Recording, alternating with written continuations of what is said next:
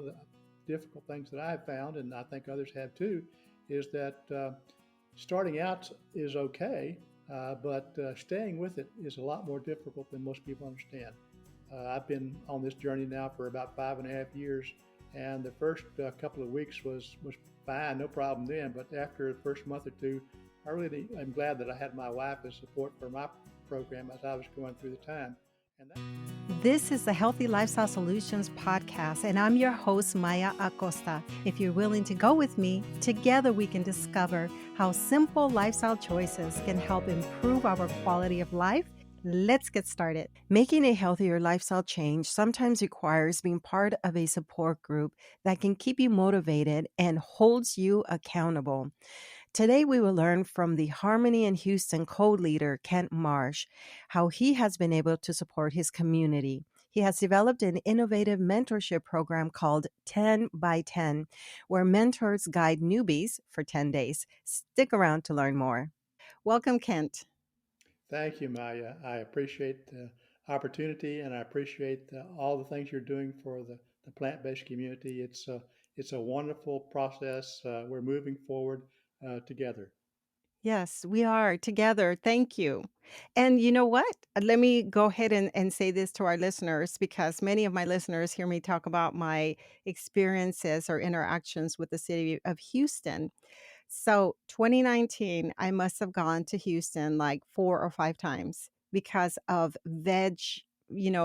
plant-based events that were happening. So I attended the Veg Fest at Minute Maid. I attended the Peaceful Planet Foundation's retreat with Doctors Chawla and the foundation. I attended their movie screening of Code Blue. I attended the Rise Veg Fest. And I'm sure that I'm leaving something else out. Okay, so that's when I became a big fond of the work that you and other pod leaders in Houston are doing. So great work. Thank you, thank you. We've had an opportunity to spread the word as best possible in these trying times. With the pandemic, obviously, it's much more difficult, but there are ways to make things happen, and we've been successful, I think, in getting out the word to more people. Yes, you have been. And I must admit, I'm a little jealous that you guys have all of that going on because I feel alone here in Dallas. And it's not to say that we don't have people that are plant-based or that we don't have pod leaders. We just don't have that momentum that all of you have built throughout time. And 2019 really seemed to stand out for all of you. You were what I love about the pod leaders in Houston is you come together when events like the ones that I just named happen and you support one another. That's what it's all about. We are hopeful that we can set up the PlantPure Houston Regional Pod as a pilot and be able to expand that to other municipalities in the U.S. so that they too can use this as a goal to enhance communication. That's what it's all about. We are trying our best to enhance communication and support for more than just one pod. We have Hmm. found out, I guess, the hard way during the pandemic that pod leaders felt pretty much alone by themselves. They felt like that they were having to have all the programming requirements done, and they were having to have all the newsletters done, and all the meeting notices and everything else. So we came together as a group with the same problems and trying to resolve those problems by having a regional pod that would have the ability to take over some of those efforts. In Yes. particular, having a calendar that would allow each of the pods to put their information on the calendar so that more than one pod could attend, for instance, a potluck or some other activity that one of the pods is having to make them feel like they're part of the community as opposed to just their own self. That's been very successful so far. We're also trying to start up projects with the regional pod to get more people interested. We have a new project that's just come into play now. We're trying to expand our knowledge and information out to the public at farmers markets. It gives us an idea and a great place for us to be at a vegetable sales type facility. And then most people are asking, well, so what am I supposed to do with all these vegetables? Well, so there we are, right there at the desk, saying, well, here's what you can do with them. So we're having our first experiment at a farmer's market north of Houston that will have a time frame of about 10 to 1. We'll be there at the table and be giving people information about the whole food plant-based journey and how they can use all the vegetables that they're buying to increase their health. That's the Yes. whole key. That's a wonderful idea. Now, how were you able to get a table? Are you having to rent space or is it available to you because of your mission? Well, a little of both. It's available to us at sort of a reduced cost. One of our pod leaders took it upon herself, and this is it's her project. Basically, we're just signed to and support her, but she lives close to uh, the area where the farmers market is located, and contacted the farmers market, and they said, "Oh, we'd love to have you. These are the kinds of people we'd like to have at our farmers market. We don't sell anything." We just give out information. So they're all happy. There's no competition. They wouldn't let us give out any treats or anything like that, but that's okay. We'll give information. But it's to have a desk, a table, and a canopy and some chairs. We had to rent those for I think it cost us probably less than $50 total. So it wasn't an enormous amount of money. And we want to try this as a pilot project to see if it's successful. And if it is, they meet monthly. So we'll be out there once a month to try to get the word out to people who are attending. And they have a fairly large group that attends this particular farmers market and use this as a pilot then to approach other farmers markets in the Houston area to use the same type of process for us to give information to other people in the Hmm. area who normally Yes. would come in contact with a whole food plant-based program, but this way they're exposed and they can answer some of their questions. It's an excellent idea and it makes sense. As you and I know that when we first started as pod members or pod leaders, the goal was to get the word out, to get people to come and attend other events that we hosted in the area. So this is a wonderful way to kind of put yourself out there and make yourself available. Uh, exactly. So people are there already to buy local produce. So why not learn about delicious recipes and meals that you can put together through you? I want to add also, since we are talking about the farmers market, that's sort of what I did with our community walks before we became officially a chapter for Walk with a Dog. Is that there's a farmers market that sets up about maybe 3 miles from where we live. And I did the same thing. I basically reached out to them and said, my husband and I would just like to be available to lead a group in the area and basically to walk in the area and then return to the farmers market so that we can encourage them to, support local markets. And they said, definitely, we would love this. And so that's what we did. And it was great. The only reason we moved our location was because I felt that maybe some of the roads or the areas were not as safe for my walkers. And so, Walk with the Dog, believe it or not, does offer insurance for every individual that walks with us. And so I really didn't want any injuries. That's the only reason that we moved away to another area that's designed specifically for community walks. So, this program you brought up in our PAC meeting. Again, you're part of the Pod Advisory Committee. It's a group that's designed to help support and empower pod leaders. You have this program that I read in your bio, 10 by 10. Tell us more about that. I have been exposed to several ranges of sizes for different immersion projects through PlantPure communities. You've seen several of them on podcasts and those kinds of things that are on the PlantPure communities website. Uh, and I was concerned about having a little more specific, focused, strategic relationship with the participants, so that they felt like they were loved, so to speak, and that they had support throughout this entire process. One of the difficult things that I have found, and I think others have too, is that starting out is okay, but staying with it is a lot more difficult than most people understand. I've been on this journey now for about 5.5 years, and the first couple of weeks was fine, no problem then. But after the first month or two, I really am glad that I had my wife as support for my program as I was going through the time. And that's exactly what we're trying to provide in the 10 by 10. It's 10-day immersion, which is not the shortest time frame. There's actually a 7-day immersion that you can do.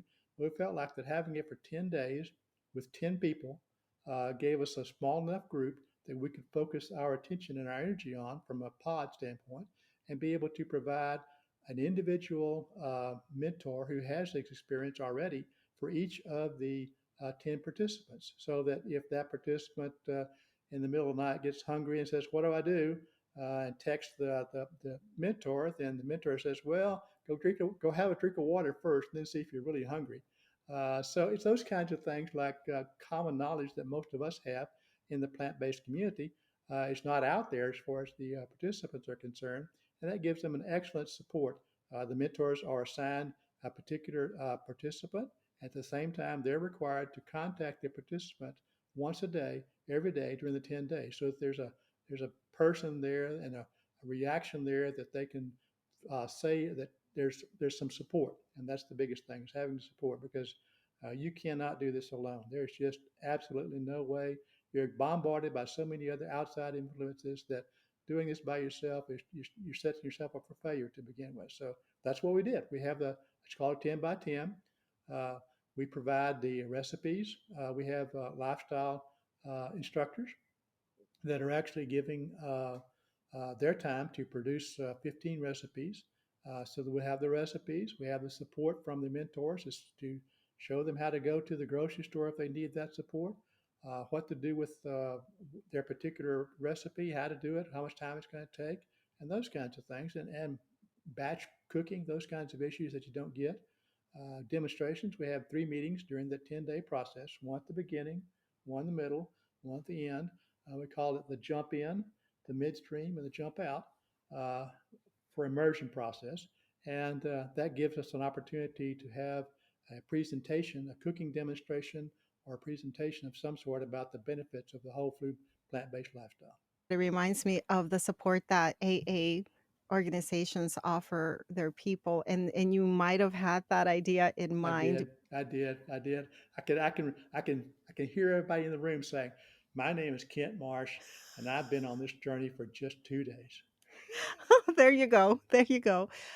I love this model. I do you, is this the first one of its kind for As, food? For as far this as I way? know, yeah. I mean, the immersion process is been around for quite a while, but keeping it this small and keeping the individual mentor relationship is the new thing that I think is going to be more helpful to other people. Absolutely. And I agree with you 100% when you said you can't do this alone. And if you're starting off for the first time, are not prepared, and you decide that you want to do this overnight, although you do have different phases, people can jump in, they can jump out. When you commit to 10 days of making a complete lifestyle change, I do believe in having that support available. I myself tell the story often that when I jumped on board and did it overnight, I was all over the place. I was inspired by Dr. McDougall, but really there was a raw foodist that on YouTube that really got me to go overnight. And then so I tried the raw till 4, which you're probably familiar with, Hmm. where you eat everything raw till Yep. 4 p.m. Yep. And I had my counters full of papayas and bananas and mangoes and everything. And I had fruit flies everywhere. And then we started traveling. And then Kent, after that, I started doing the processed vegan food. And before you knew it, a year into this, I had gained weight from eating so much processed food. Processed food that I didn't even eat before I went plant-based. And so what you're offering are mentors that are already 100% involved in knowing how to do this the right way. And then you're choosing people who want the support. So, by the way, how do you decide on which participants become part of this program? We don't really have any particular criteria.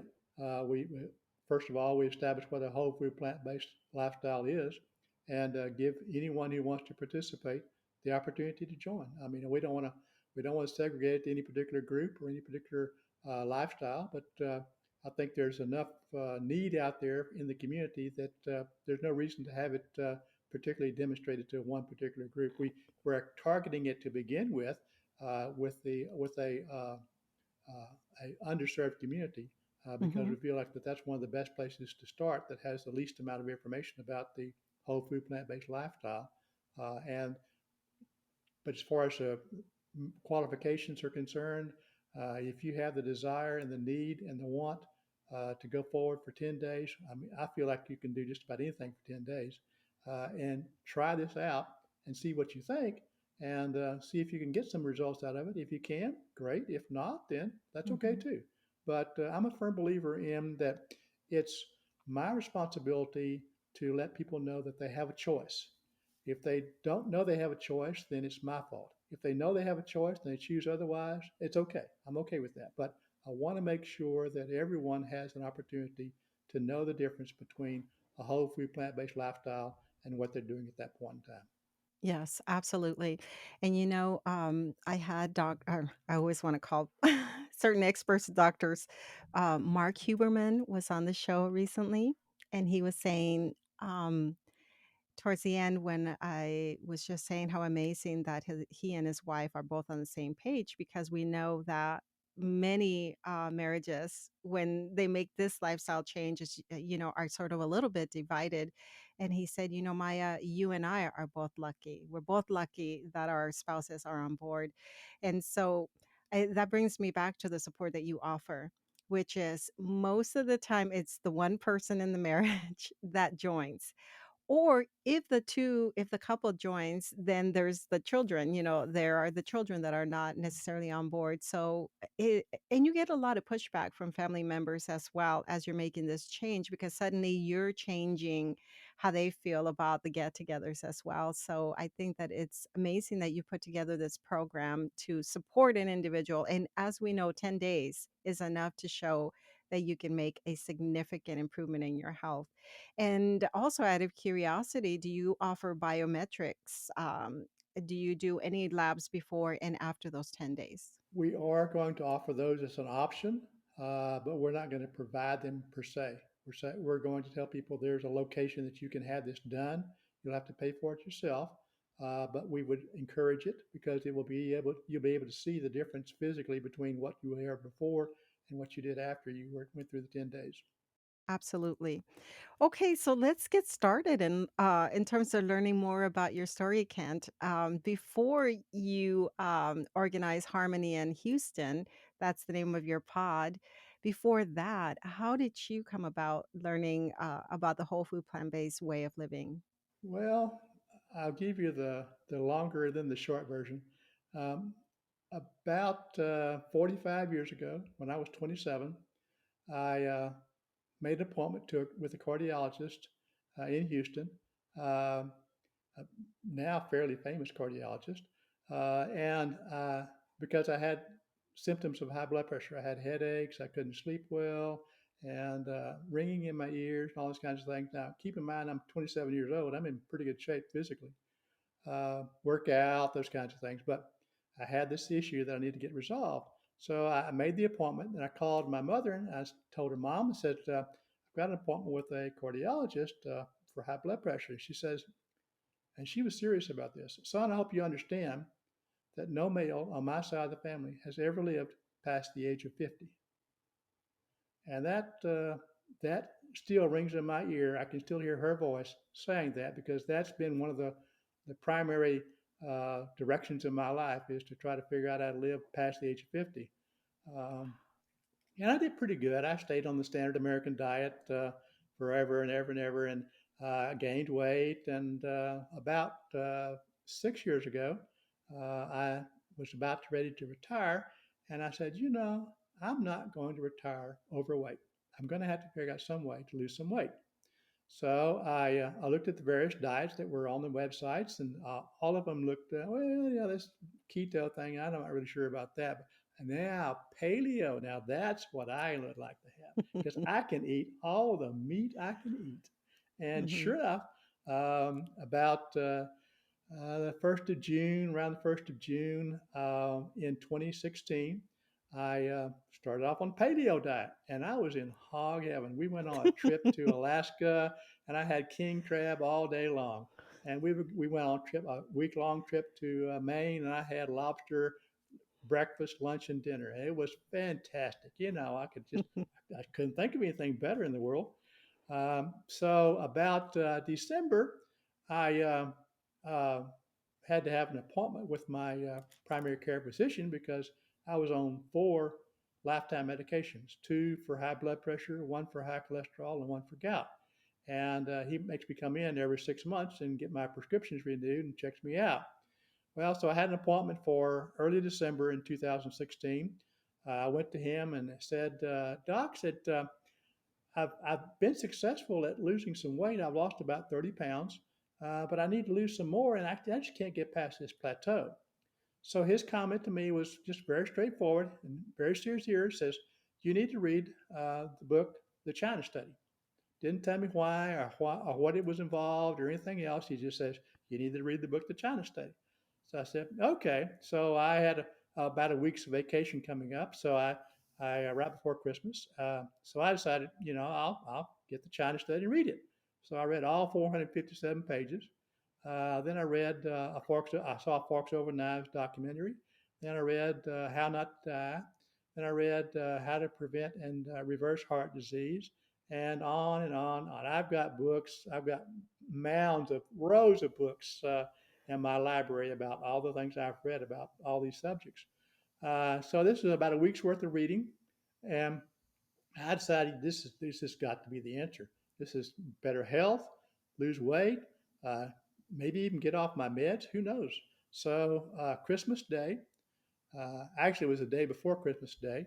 I told my wife, I said, going on this whole food plant-based diet. She said, "Oh no, you can't do that." And so I said, "Yeah, that's what I'm going to do." She says, "Well, okay." So she had, in the meantime, uh, her diet was really one of not having any meat because she couldn't digest meat very well. And so she was in a dilemma of, while I was on paleo, of fixing meat for me, but her not eating it, and that consternation between those two lifestyles. And so she said, okay. So it's our uh, history that we, on our anniversary day, which is our wedding anniversary, is the day after Christmas. We try to go out of town to some small place close by, Fredericksburg. You probably know where it is. Um, and we spend 3 or 4 days there, and we stay in Austin. We go to Fredericksburg, back and forth to the winery, etc. So we went to Austin the next day after Christmas, and I did not have any meat on Christmas Day. Um, so we went to Austin, and she called her uh, support person, and she's just crying. She says, "I don't know if I can do this. This has got to be really hard, too hard for me to do." And the support person, her endocrinologist, gave her all the kinds of information she needed to start on this path. Well, so here we are on this whole food plant-based process, heading down the road through time. A couple of things happened. One, we found out about a vegan cruise. I said, man, that would be ideal. I'd have somebody cook for me for 10 days. So sure enough, Susan found out about this through Sherry Shrallow, which is a friend of hers in Houston that moved to Chicago. Sherry has a book out called Staying Alive. And she called Sherry and says, Sherry, what's going on? And Sherry said, you've got to go to this cruise, this vegan cruise. So we signed up. And in February, we went on a 10-day Caribbean cruise where 2,500 of the people on the ship were all vegan. So it was wonderful. Had no problem at all eating at that point in time. But before that, when Susan was trying to cook all these new kind of dishes, she would throw things away. She would burn things. It wouldn't be good. It wouldn't be cooked, on and on, because she had no support at that point in time. Mhm. So she was learning on her own. So she finally figured out how to do all this. And I must say, at this point, she's a wonderful cook. She cooks whole food, plant-based for us and for anybody else that wants to be involved, in a very delightful, well-tasting, healthy manner for you that's just unbelievable. So she's learned the hard way. So this is in 2017, and so we had this cruise, and about 2 months after we got back from the cruise, Susan started having an issue with her heart. So she's been on this whole food plant based diet now for about 4 or 5 months. And she walks with her friends in the morning every morning. And one morning she got up and she couldn't walk very far, about a half a block. She said, this is not right. So she tried again the next morning, and sure enough, same thing. So she went to a cardiologist. Long story short, they put her in the hospital and did an angiogram on her and did a stent on her heart. She had a 95% blockage of her LAD. It's called the Widowmaker. Oh my The God. doctor said she had maybe 2 weeks left before she'd have a major heart attack. So that's how close it was to her just not being around anymore. Mm. So that was a life issue that we all had to get around. But we still stayed on the whole food plant based diet. About mm, 6 months later, I had lost a total of 70 pounds. So I went from 240 to 170. Lost 6 inches in my waist. I went from a 38-inch waist to a 32-inch waist. I changed shirt sizes from a large to a medium. My neck size went from a 17 to a 16. So, it's just amazing the results that have happened. On top of that, about 2 years ago, my primary care physician looked at all of the blood test numbers. He says, everything you've got is below normal. We're going to have to take you off these meds. So, as of this date, I do not take any medication for any comorbid disease. Oh my So, and goodness. it's amazing. So, from that perspective, I'm sold. You can't tell me that this hasn't been better for me, for us. And as you mentioned, it's hard when you are by yourself. Fortunately, I've had my wife along with me, and we've had a good support group with the pod. We started the pod because we felt like having that support was a major impact to making things happen in a positive manner. And I will have to admit, my daughter lives 3 feet away, right next door. She and her husband are not whole food plant based. They're good meat eaters, good solid meat eaters, and as are her children. But her children, my grandchildren, recognize very sensitively that their grandparents, are on a different lifestyle and eat differently, and they try to be very supportive when we go out together and making sure that we go to places where Susan and I can eat. So that's the positive part of it, and I think it's just setting the example, not saying this or that about what you're doing, but just setting the example. When they ask questions, answer the question.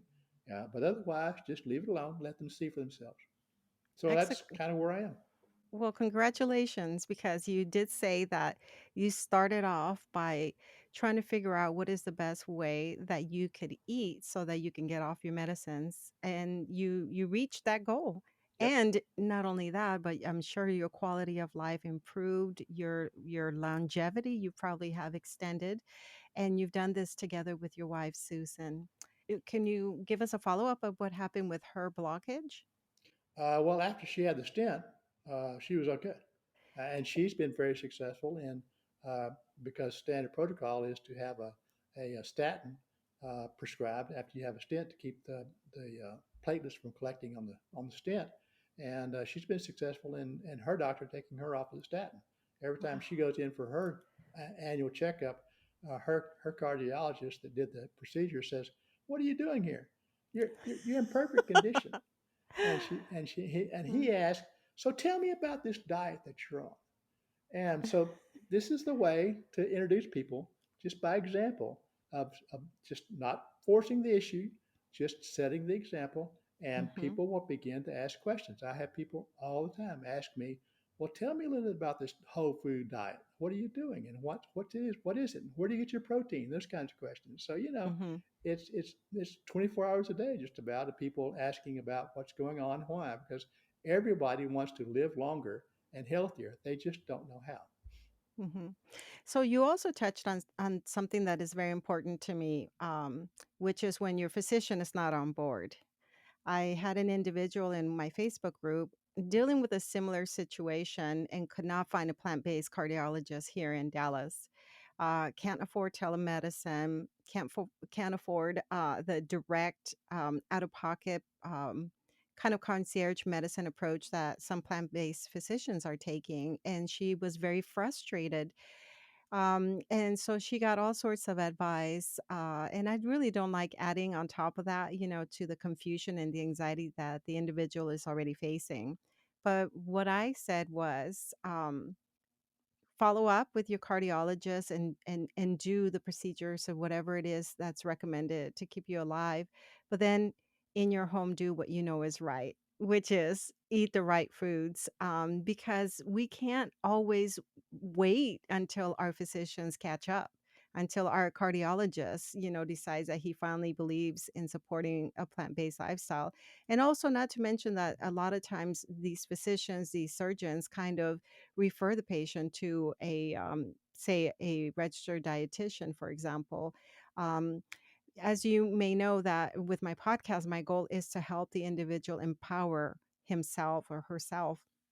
And so many times this is what we have to do. We have to take charge and take control of our health and not wait for everyone else to catch up. And that's exactly what both of you did. So Susan's cardiologist was still sort of like not necessarily on board, it sounds like, what you said. Well, I can tell you this. Uh, Susan asked him, or he told her one way or the other, that, what you're doing on a whole food plant based diet is great for you. But I can Mhm. expect the rest of my patients to do it because they think it's too hard. They won't try. They give up. And I personally think it's because they don't have the support. And that's what we need to get out there is the support. Yes. We also know, and it comes up in these conversations about misconceptions that physicians have sometimes.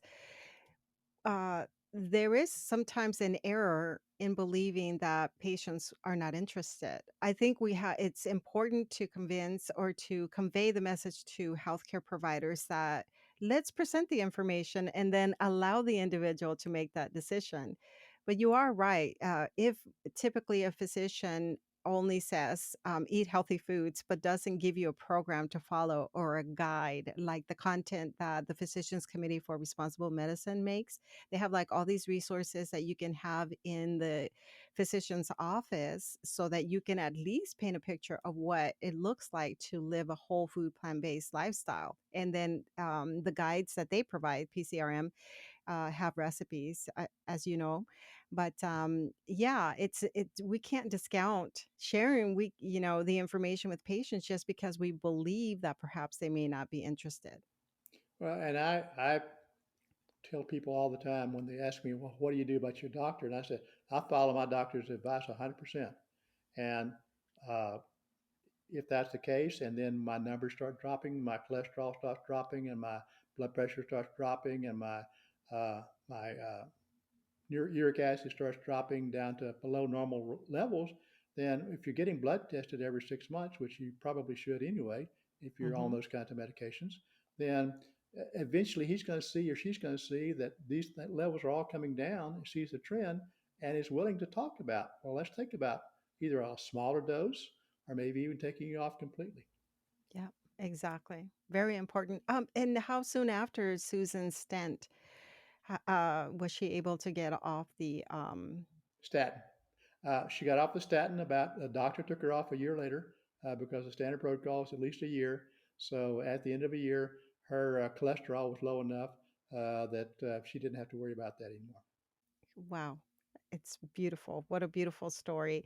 It's a moving one too. I'm sure that your pod members who heard the message love being because you're a living example that this way of living works. So, can you paint a picture for us of what life was like before the pandemic? So, what sort of things did your pod do? We had a great time. We're getting back to a fairly normal condition at this point. We usually would have monthly meetings where we were very fortunate and very demanding that our meetings include not just eating together, but also an educational component, so that we would have either an author, for instance, we have an author here in Houston, Shara Aguirre, who wrote Joyful Delicious Vegan. We had her come out to one of our meetings, and after the potluck, we had her talk about her life and what she did about life without heart disease and how she did it and what her community does as far as promoting that particular direction. And we have the Dr. Chwala at one of our meetings to talk about lifestyle medicine. What is lifestyle medicine, and why is it different than the other kinds of medicine, those kinds of things, and how whole food plant based fits into that. So at each of our meetings, we have something to eat because everybody likes to eat. And of course, being together with eating people is a great socialization. And that's one of the four cardinal principles of lifestyle medicine is increase your socialization. So we do that part. And then we also have an educational component so that everyone learns something and feels like that their time was worth the effort of just not just eating, but having to learn something too. You know, so educational is what we're about as well. So I appreciate like being able to work with the resources in your community and people that are like-minded to bring them into your space. And I don't remember if you mentioned it, but where did you establish yourself? Did you partner with a church? Your meetings, where were they held? We're fortunate enough to live in a community that Oh, has a outdoor pavilion, so we could actually have meetings during the latter part of the pandemic, and people felt comfortable.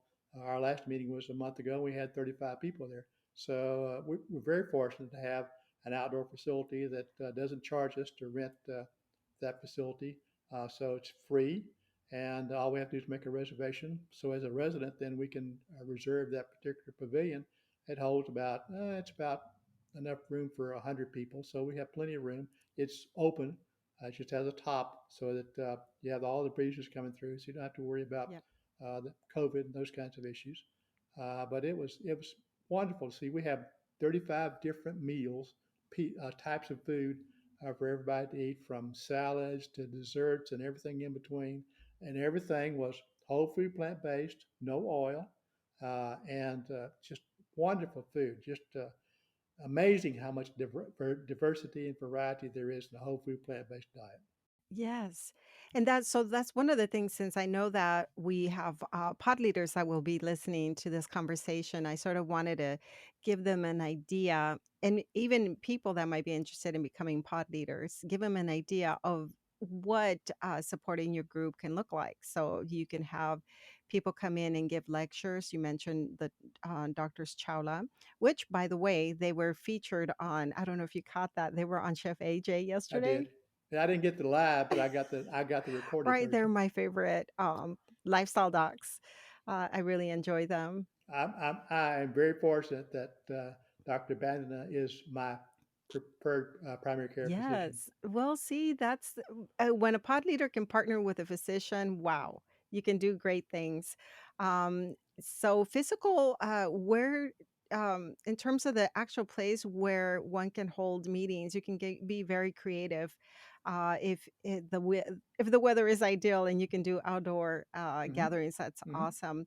For us, we started at a library, using their Yep. auditorium, and then Churches are a good yeah, choice. churches are another choice. And how does one go about? Just, I guess you reach out. Yep. Just pick up the phone, Yeah, call them, said, I'd like to have a meeting at your church about whole food, plant based, healthier lifestyle living. And I've never had anybody say no at this that's point. right. Churches are a good choice. Uh,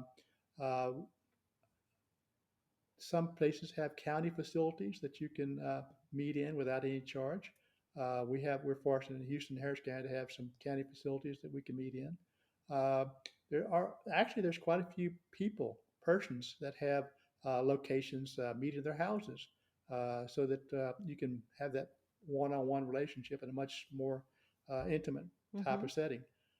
So there's lots of places to go to have meetings, and it's just we never have had a problem finding a place Yeah. to meet. It's a wonderful thing to be able to create community through like-minded people. And when you either establish a pod because you need that support or you join one, you'd be amazed how many people come out suddenly and start attending. And Yes. that's what happened to Hmm. us. Like I Yep. mentioned, no one spoke to me in person about this way of living. I learned it through the internet and doing research, kind of like yourself. And then once we started doing our meetings at the library, people started coming from everywhere. Groups that were already established or people that had been longer in this lifestyle. I started to meet individuals, and then they bring people that they're still trying to get on board. And next thing you know, you know, you realize that there are people that need the support. It's such a beautiful Yeah, thing. I always encourage people to join a pod that's existing and active, and if they can't find one, to start one. There's really not that big of a Hmm. challenge to starting a pod. If you've got two people, you got a Yep. pod. So Yep. it just grows from there.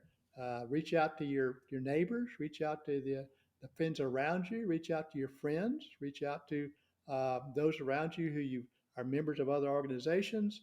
There's plenty of opportunity for people to join a new pod. So I strongly encourage. I would love to have one day have pods at every church, every school, every Hmm. facility, because those kinds of places are the starting point for people to interact with this whole food plant-based Absolutely. lifestyle.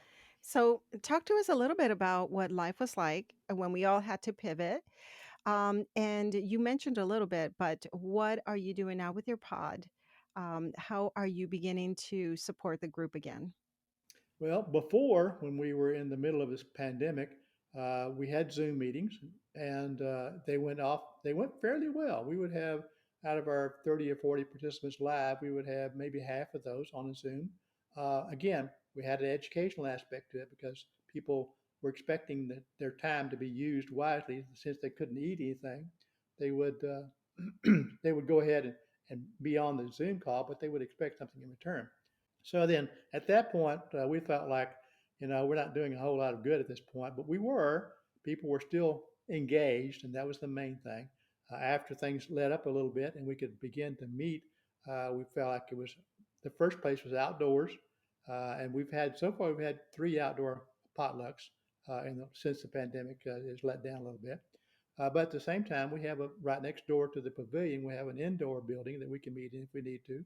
But we've been very successful in moving the locations around, not having it in one particular location on purpose, because again, getting us interaction and connectivity with different people, because you never know when you have a potluck or pod meeting at somebody's house. The people are going to see, well, where did all those people come from? What are they doing? Oh, you had this food. Oh, what kind of food? Oh, you had whole food. What kind of food? Whole food. Oh, okay. Well, what is all that about? So you just never know where you're going to have people ask you to begin this journey. We were at a hot dog stand, a vegan hot dog stand, by the way, one day, and we had a couple of ladies walk up in line, and we said, "Oh, have you been doing this long, eating vegan food?" No, this is our first time. And she said, "Wait, really? So what got you into this?" And she said, "Oh, well, we heard about it and we thought we'd try it, see what it was like." And I said, "Oh, okay. Well, we have this pod that does all these things together. You might want to think about joining the pod. Here's the website information." So sure enough, they joined the pod. So you just never know what kind of positive impact you're going to have on anybody at any point in time. So live the life, set the example, and Yeah. be willing to cooperate with people coming up to you. Yes, yes. And I should add also that your wife is your co-leader as well. She's just as involved. So we're having a conversation with you, but really it's both of you. Uh, Actually, it's four people. We have four people as co-leaders: myself and Susan, my wife, and then we have Jana and Louis Dana, mm. who, by the way, we met on the second vegan cruise we went on. Everybody kept saying, "Have you met the other couple from Houston?" Now, keep in mind, you got 2,500 people on this boat, and there's only two people. There's only four people in the whole boat that are from Houston, and we never could catch them. So the last day, we finally met them, and we have become best friends, and we do things all the time together. They're whole food, plant based, and he had a cancer issue that he had resolved with going on this diet, and she's supportive of him. So the four of us together sort of share the load more than anything else. Susan does most of the work, all the newsletter and getting the meetings together and those kinds of things. But we all four support each other, and together it just has happened and keeps happening and gets larger and bigger and better. Oh, yes, it really does. It's such a beautiful world to be part of. So let's talk about well, we're talking about community and supporting members, but really we want to also support leaders, and this is why we're part of PAC. So last year in December we had our first annual. Pod Leader Holiday Party. We will have that again this year in December. And part of what we did as the event, in the events subcommittee, one of the things that I did is I went to PPC and looked up on the map all the pods, and I tried one by one reaching out to every pod leader. Um, and some seem inactive, and some individuals kind of just, you know, gently told me, well, I'm not involved anymore. We're not getting together anymore. And so I want to speak to those individuals who might have felt like, because I myself felt like I had abandoned my group. I mean, just cold turkey. And that's basically what life did to us. It pulled us away. And we suddenly had to separate from one another, and we haven't resumed anything in person. And but I'm feeling very optimistic, and I have ideas of what I'd like to do again as we move forward to supporting people that want the support. But for leaders, what would you say to individuals who might feel like they just don't know where they are anymore in terms of their leadership, in terms of supporting their members? Well, I can give you a personal example. Um, about 3, 4 months ago, I had a call or an email from one of the PlantPure community staff saying, we're trying to set up a mentor program. Would you be interested in being a pod leader mentor? I said, well, yeah, Whoa. sure, why not? I have plenty of time for that kind of stuff. So anyway, sure enough, about a week later, I get an email from the same person saying, we have a pod leader in Mountain Home, Arkansas.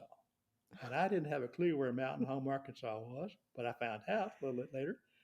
We have a pod leader there that's a little frustrated and not really sure what's going on with this plant pure lifestyle and how she can promote it in her community. Would you be willing to be her mentor?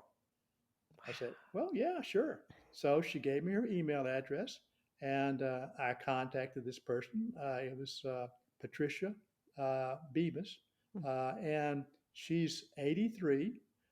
She has a clinic. She goes to a clinic, and she has a pod that's starting. When she couldn't figure out how to get the members to come to meetings, so I gave her some ideas about what to do to get the members there to have monthly meetings, be consistent, and have a program, some education part of it, in addition to the eating part. Hmm. So she tried that, and it was successful. Uh, and everything went real smooth. And I kept checking back with her every couple of weeks just to see how things were going. So about 3 weeks ago, when I last checked up with her, I said, "How are things going? How's the meetings going?" And she said, I've got all these meetings and all this background, all these things that I've done, but I just don't have any subjects left to talk about. I said, oh, well, I can help you with that. So I sent her 12 different things to talk about, like salt and oil and what's good for those and bad for those, and sugar and the book, How Not to Die, and those kinds of things. I sent her a list, and she sent me an email back about 30 minutes later. She says, you're the greatest mentor in the world. This is exactly what I needed. So that made me feel like that my time was worthwhile, and helping pod leaders get past these humps through this mentor program is a very worthwhile effort. It really is. And I myself feel, since I've been part of PAC, because we are pod leaders and we're sharing ideas, I feel uplifted and optimistic about the future. But that's our goal, is to be there for one another and to share ideas. Everything from creating newsletters to how to support your group online. So we have been working behind the scenes to offer that support. A lot like the primary actor in the X Files. If you remember the X Files, Uh-huh.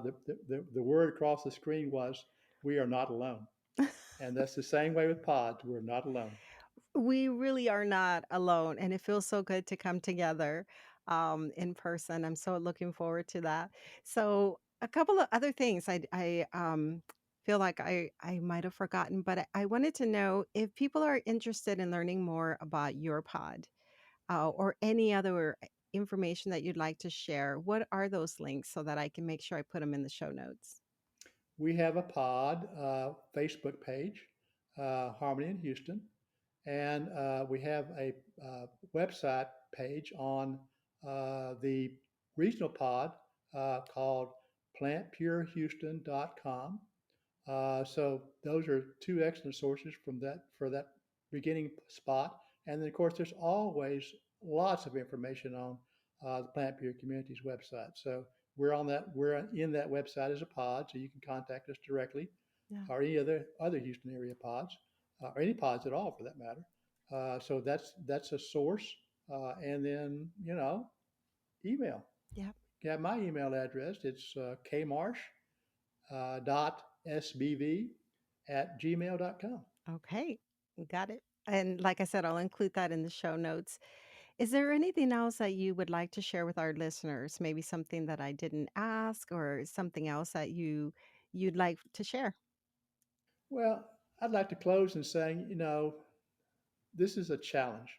There's no question about it that you are bombarded on a hourly, daily basis with the opposing side, Mhm. the meat industry and the dairy industry.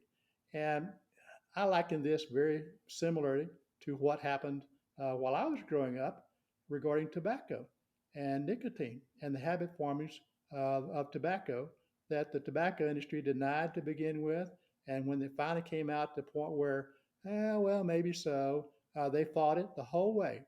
Mhm. I firmly believe that animal protein and dairy are the nicotine and tobacco of the 21st century. You go back and look at the tactics. It's the same tactics we're seeing today that they used back in the 60s regarding smoking. Yeah. Smoking was good for you. Milk is good for you. Uh, Beef is good for you. Well, yeah, but it's killing you. Mhm. So, it's one of those things where you have to be able to think, step back and think about it from a common sense aspect. Why is it that some people say it's 70%? I think that's conservative. Mhm. Other people have said, if you take out the people that are sick and are unhealthy to begin with, uh, 98% of Americans are overweight. And you look around and you see everybody's overweight. Well, why is that? It's Mhm. because we are addicted to animal protein and dairy. There are addicting elements in those foods. And when you figure out that you're addicted to it, and the only way you can get not addicted to it is to get off of them, then we've made progress. So Mm. it's the same process. But Mm. there is hope. The movement is going forward. It's getting larger. Every time I go to a restaurant, we went to a restaurant yesterday in the middle of Houston, a well-known vegan restaurant that was cooking with oil. And we said, "Is there anything that you can cook for us that doesn't have oil in it?" She says, "Well, yeah, we can cook this particular dish. We don't have to put oil in it." So she did. And sure enough, it was amazingly well done. So you just have to educate people and let them know that there is demand. And if they see that, they will come to attention and they'll follow it. Mhm. Absolutely. And this is how we help to empower ourselves to use our voice to speak out and for example ask restaurants to do this. Yep. Yep. Um Yep. yeah, it's been such a pleasure, Kent, getting to know you this way. And I'm sure you're going to see me as soon as things happen in Houston again. You'll see me there again. So, I'll be anxious to meet up with you. well, thank you again for sharing your story and for all the great work that you're doing in Houston and beyond, really. So, thank you. Okay, thank you for the opportunity. When Kent was 27 years old, he began to experience symptoms of high blood pressure. He didn't make any significant lifestyle changes at the time. His mother, concerned about his health, shared with Kent that men in their family do not live past age 50. Only 6 years ago, Ken was preparing for retirement. He wanted to enter this stage of his life by losing a little bit of weight around the belly. After studying about various fad diets, Kent decided to try the paleo diet. He was in hog heaven, as he described, and indulged in meat. Kent was able to lose close to 30 pounds. During this time, he decided to revisit his physician. His doctor recommended that he read the China study. This book introduced Kent to the power of eating a whole food plant based diet and had tons of information that is evidence based. In 2017, Kent and his wife Susan went on a vegan cruise where they attended more lectures about lifestyle and met other like minded individuals. Like many of us, Kent read every book and watched every film on the topic as he made his transition.